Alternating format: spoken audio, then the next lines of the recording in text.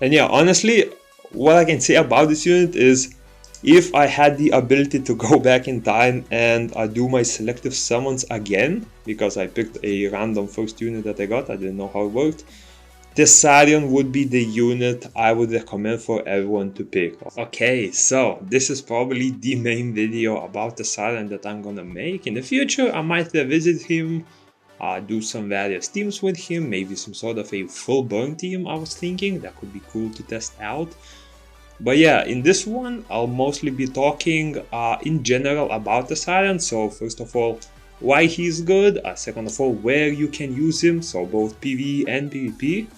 And third of all, on how to rune him for various scenarios. Although the runes are pretty similar regardless whether you're doing PvP or PvE. Just very few slight differences. So yeah, first of all, what TESARION does is he's mostly known for his passive. So this is a passive that allows you to ignore passive effects. It just sounds weird, like a passive that ignores passives. But yeah, the Oblivion effect means that the passives of an enemy will not work. And there are a lot of passives actually. If you look just at my most popular units, for example, the Wind Cat has a passive. So for example, her main way of scaling is actually disabled if she gets Oblivion. What else is there? Tractor, for example, does not have a passive anymore if he gets Oblivion. What else? The Water Vampire Hunter no longer has like this super important effect of crit rate and additional damage when he strips. Same for Fire One, for example. Like his whole kit is based around his passive, so if he doesn't have that passive anymore, that's a very big downside to it. And this unit is pretty much the main unit that offers that Oblivion effect.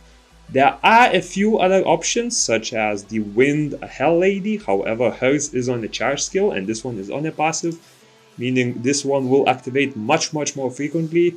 And the other few are Light and Dark Nat 5s, so those are of course way harder to obtain. He's also really good for his first and second skill, or rather the basic attack and the first charge skill. So with this, he is also able to not only have damage that scales with burns, so sort of similar to how Argen and Narinha works, and Windcat as well. Basically scales with debuffs, and that increases his damage by a lot. And I've already done a showcase on his damage, where he did have a decent comparison to Narinha, who is pretty much the second best damage dealer in the game right now. And he definitely did compete for that top spot as well.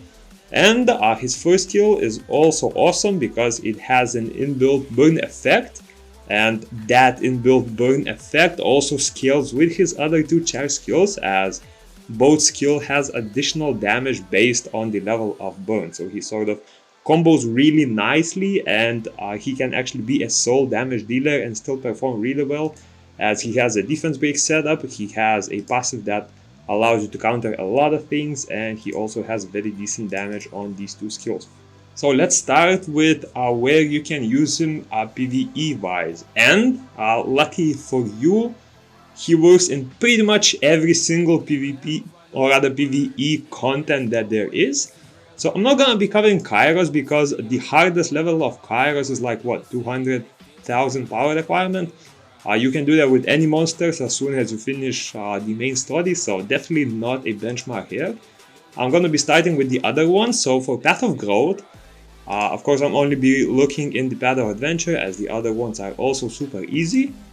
So if we look at the dungeons here, he's actually a perfect counter for 3 of them.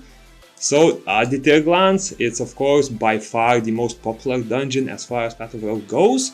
And TESARION with his skill set is quite literally built for this dungeon. So about this lizard is he gets this super annoying damage taken down effect. However, that effect gets removed if the lizard receives a damage or time effect. And as you know, TESARION has a burn on his third skill, as well as a small chance to apply burn on his basic attack. So he sort of counters this boss really well. He also has a defense break, which allows you to do more damage, and his Skills also scale with burn, and as you mostly aim to use fire units in here, you will be increasing the damage of him a lot. And as you can see, pretty much all of the top teams are actually running TESARION because he is sort of the perfect counter for this. And just to showcase, this is the team that I run for this dungeon. So Bastet for the attack buff. I prefer Bastet over Galleon because TESARION already has a defense break and it's not that important. And the shield allows me to survive a bit more. TESARION, of course, is the main damage dealer, and Chivo is just sort of another fire unit that I have. I previously used Rosario, but I'm planning on resetting him because I'm really not a big fan of him. And yeah, as you can see, Chivo is on a despair set. However, that despair set is pretty minimal on damage, really not a lot of crit damage or attack. However, his skills scale with max HP of the enemy, so it also doesn't need that much attack. And as you can see, defense break is pretty consistent there. The burn pretty much gets applied on the boss permanently, as TESARION has it on the basic ability on the third charge skill, as well as Cleave has it on the second charge skill as well. So the boss will pretty much never have that crit damage taken down effect, and the runs are super consistent at under a minute, with the high score being somewhere in the 35 seconds, I believe. Yeah, 34. So yeah, this is the team I use for that, and he works perfectly here. And similar to that, TESARION is awesome in the Lava Cave as well as Temple of Darkness. So for this one, the boss's passive is that he takes more damage from basic attacks and less from charge skills. So building your TESARION on more attack speed heavy build will allow you to counter this boss super easily. And for the Temple of Darkness, the amazing thing about this dungeon is, as you can see, she has several very annoying passives. But you can actually apply Oblivion to this boss, meaning that you can ignore those passives. They will have a slight cooldown, however, if you time it right, the Oblivion will straight up ignore the hardest part of this dungeon and allow you to kill her super easily.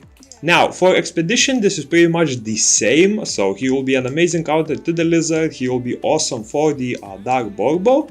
He's also amazing in the Wind Arachne, as well as the new Expedition for the Light Kamari, I believe that's her name, right? Yeah. She was Dark Element in there, she's light in here, but TESARION is neutral to both, so he will still be an awesome choice in here. I don't think he's used much in here because you have certain requirements like the Fire Knight or whatever. So it's harder to find space, but he is still awesome in there. Next up, he also does not disappoint in the raids. So first of all, for elite raids, you are able to use him as either the main damage dealer or a non-soul linked damage dealer that just does damage as your secondary unit. I personally recommend using him as a secondary unit and having either your Argen or Narin Ha be on the soul link slot, as they usually will be able to output more damage than TESARION. And the good thing about TESARION is if he is a non-soul link slot, he can just simply spam those defense breaks, he can spam those burn effects and do some additional damage that way. And for that, I usually recommend you to build him on a more attack speed heavy build, as you will not be actively using his skills, and it's better for him to just keep stacking that burn as well as doing damage with the basic attacks. Also, one good thing about him is in the Boiling Waterfall, as you know, in that minion phase, if you really are not a fan of building Tractor, his Oblivion counts as a CC effect, meaning that every basic attack that TESARION does will actually remove the shield from the minion, and you are pretty easily able to completely kill the minions with just TESARION alone. Of course, he needs to have decent accuracy as well as attack speed for that. But if you go for that build, you'll have no trouble dealing with raids at all. And he's also awesome for the Seal Dungeon. I would say he's even one of the best picks out there, as the boss only takes damage from damage over time, and he has a damage over time on his basic attack as well as the charge third skill, which allows him to be a super good member of your team, whether he is on a soul link slot or not. And if you also encounter that little guard tower that appears after a few minutes, he can set up damage with his defense break, so it's just sort of a perfect unit for this dungeon. And a few honorable mentions are, of course, the Trial of Ascension, Spires of Ascension, where he can silence a lot of annoying unit passives, as well as Galagos Ruins, where if you encounter some harder opponents, such as like the ifrits, I know that the fire or water ifrits are super annoying, and if you apply Oblivion to a fire ifrit, for example, he will not be able to apply Oblivion to you. And I know those are some super annoying stages in Galagos, and many more units that have various passives. You are able to completely silence those from activating. And now for the second part, we're gonna be jumping more into PvP, and he's amazing in there. I would say he's pretty much most important in the battlefield, because there you are actually able to control who he attacks. In Arena, he's definitely decent. However, if you place him on defense, he can be easily countered, as the enemy can simply bring a frontline unit that is not, or rather that TESARION isn't effective against. Something like a water element, a galleon, I don't know, Tail, for example, the water chimera.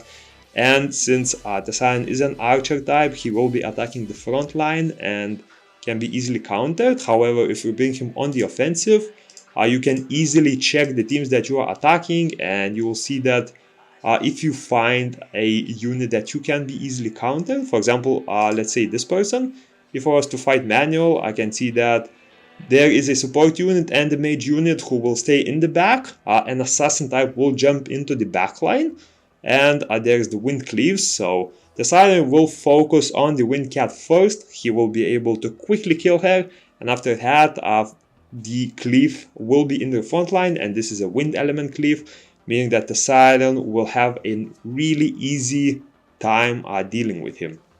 And just for a quick showcase, I will show you how I fight against this guy, just for, I don't know, entertainment value. I'm gonna leave it on order, as I feel like I pretty much explained how the fight will go. So first of all, the cat will jump into the front line.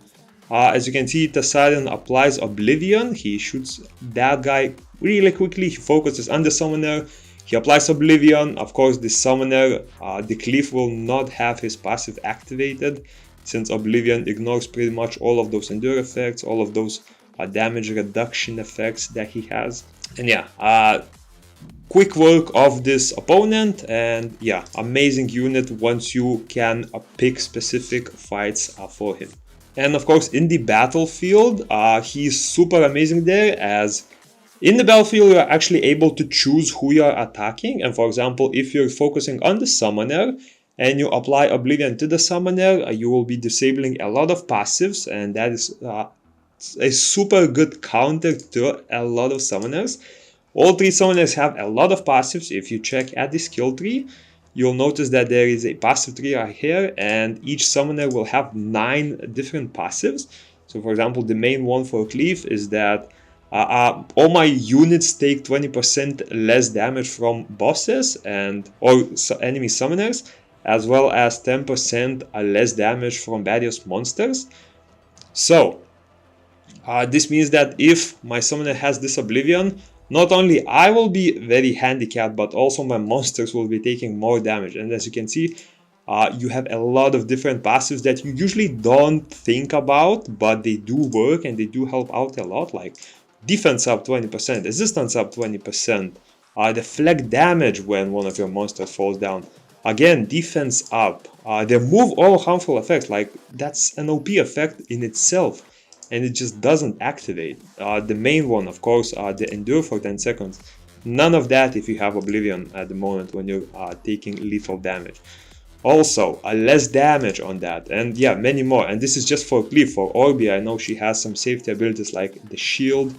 She has an ability where her elements do way more damage, and having that on a summoner, having that Oblivion applied on the summoner, will completely counter their usefulness in the fight.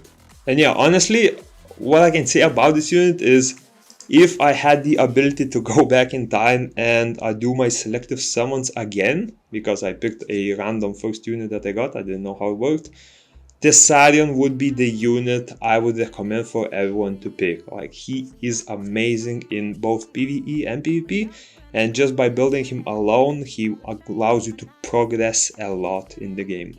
Now for the runes, for PvP, I would say his build might differ a bit. However, you can make him work on the same build. So for PvE purposes, for example, if you're using him on a Soul Link slot, he will be better on a rage build because you're spamming skills a bit more. If you're using him on a non-Soul Link slot, I would recommend going for a more attack speed approach, something like this, where you are able to allow him to shoot more basic attacks, as his skills will be on a way longer cooldown, and he will benefit from the increased attack speed that way. And for the stats, if you're building him on a more attack speed build, of course you should go attack speed, crit damage, attack. So the slot 4 and 6 are pretty much the same, whatever set you choose. It's only that the slot 2 will change. So if you are going for a more attack speed heavy build, of course go for attack speed. If you're going for a more damage heavy build, you should go for attack. However, you can also go for attack speed, as he will benefit from it regardless. It's just that your abilities will be doing a bit less damage that way. And the main stats you should focus are, of course, attack, crit rate, crit damage, and accuracy. Accuracy is a super important stat. Make sure he has some, because if he's not able to land that Oblivion, not able to land that defense break, his usefulness drops by a lot. And attack speed is of course another decent stat to focus on based on where you are using him.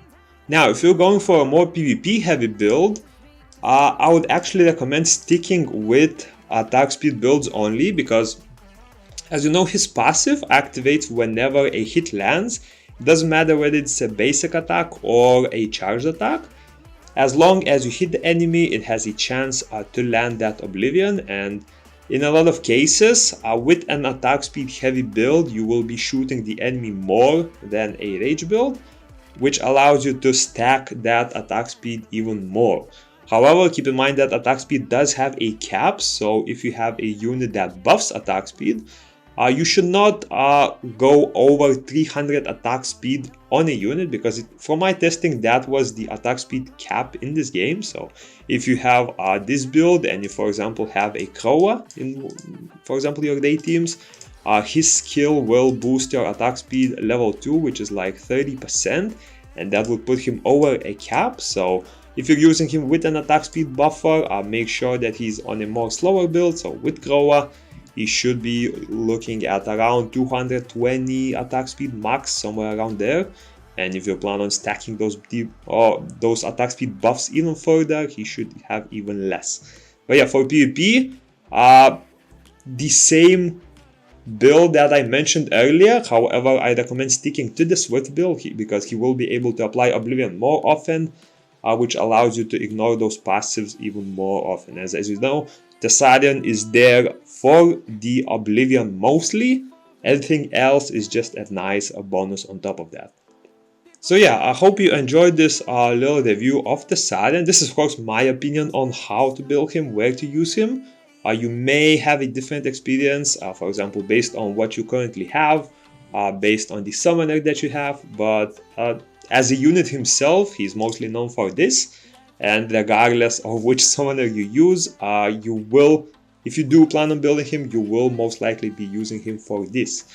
So yeah, that's about it. And a different monster that I'm gonna be showcasing will be coming out soon. And yeah, see you soon.